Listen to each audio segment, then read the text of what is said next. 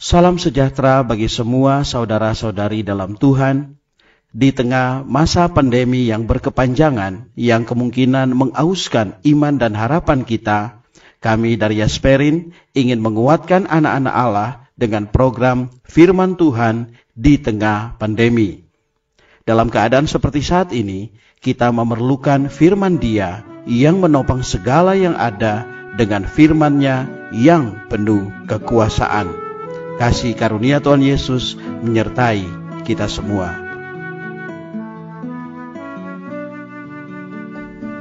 Saudara-saudari yang dikasihi oleh Tuhan Yesus Kristus, selamat bertemu kembali dalam program Arus Hayat Voice.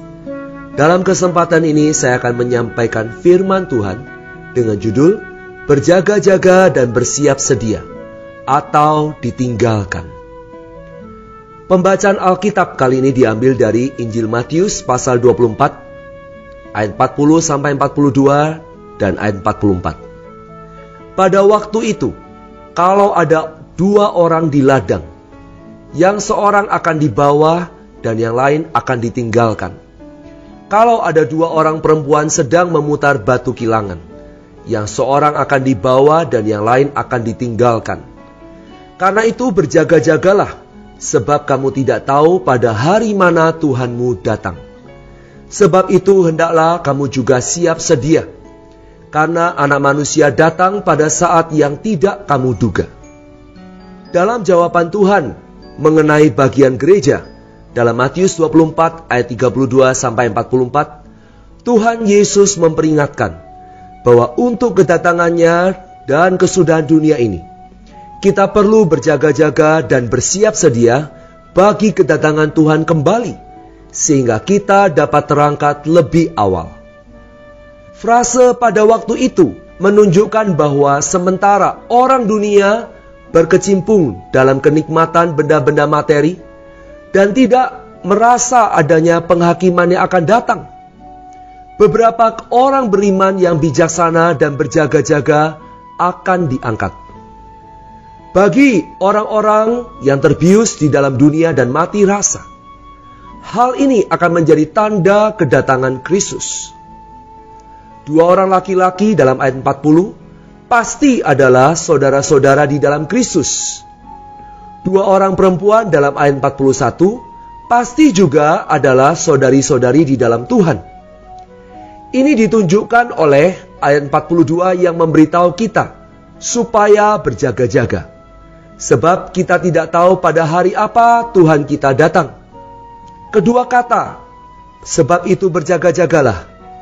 Dan Tuhanmu membuktikan bahwa dua orang laki-laki dan dua orang perempuan dalam ayat 40 dan 41 adalah kaum beriman dalam Kristus. Tuhan tidak menyuruh orang yang belum beroleh selamat untuk berjaga-jaga. Dia pun bukan Tuhan bagi orang-orang yang tidak beroleh selamat. Dibawa pergi berarti diangkat sebelum kesusahan besar.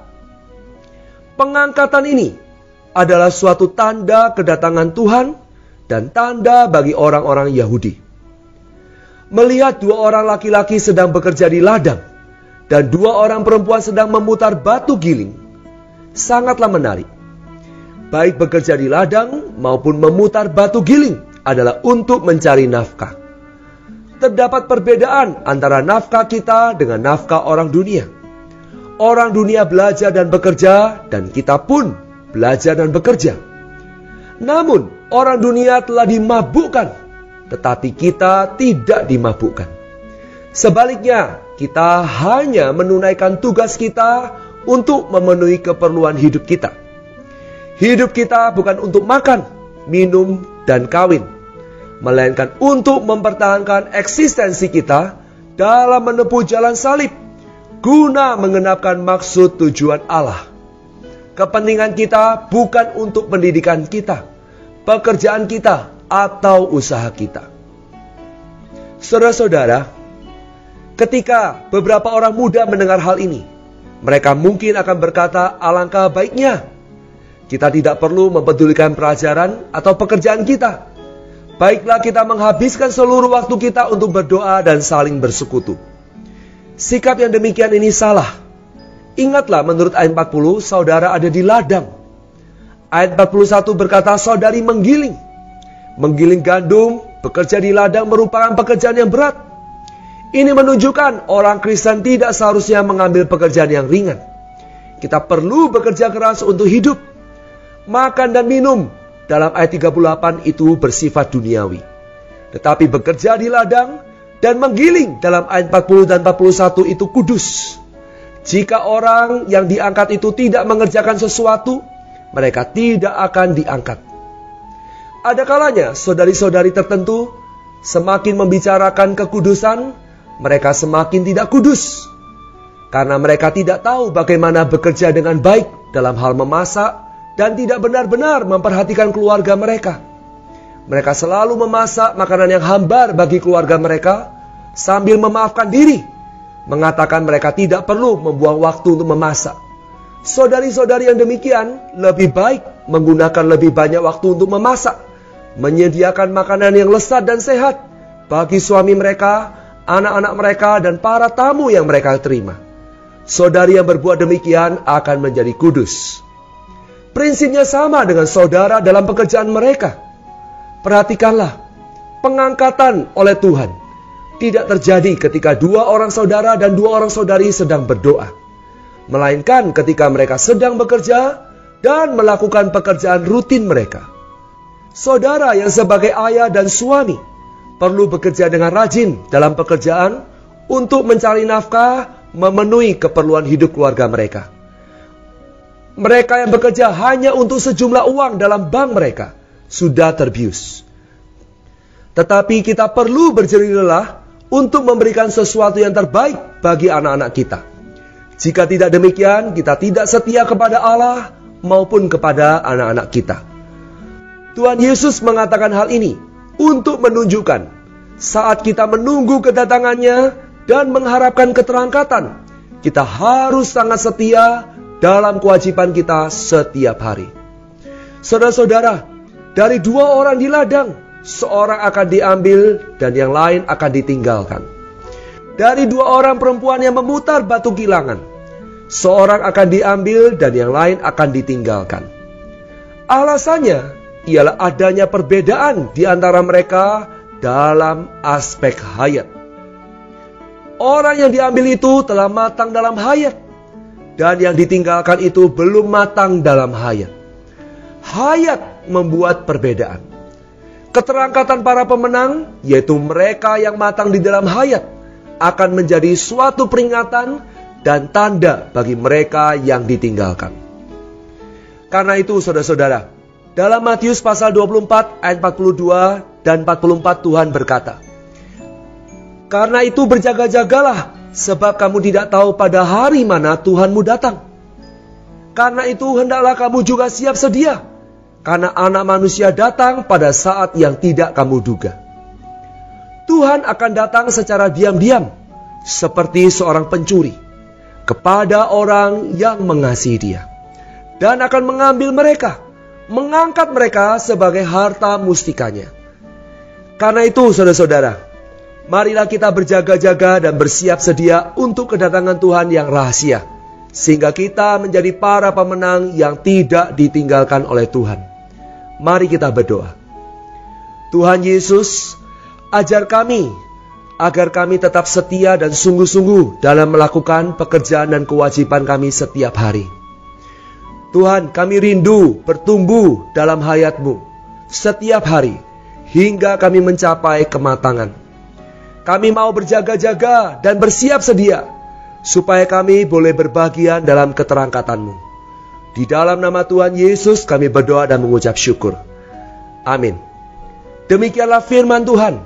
Sampai bertemu dalam kesempatan berikutnya. Kasih karunia Tuhan Yesus Kristus menyertai roh kita. Amin.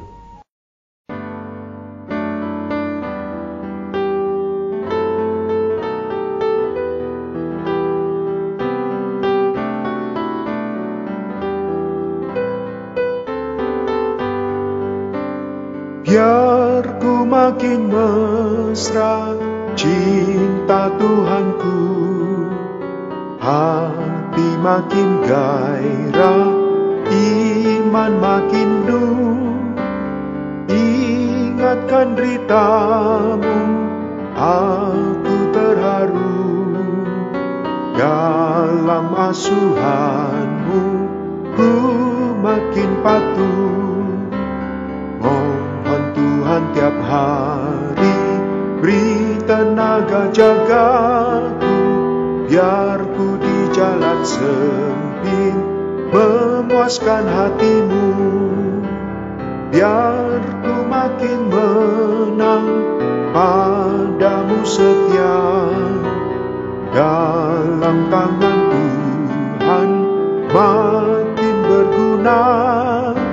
Sabar dalam derita, sesali dosa, makin jeri lelah bersandar Tuhan. Mohon Tuhan tiap hari beri tenaga jagaku, biar ku di jalan sempit memuaskan hatimu. Biar ku makin matang pandang wajahmu, dambakan datangmu, nikmat hadirmu. Makin suka merendah, remehkan pangkat, makin sering berkorban seperti Tuhan. Mohon Tuhan tiap hari beri tenaga jagaku, biar ku di jalan sempit memuaskan hatimu.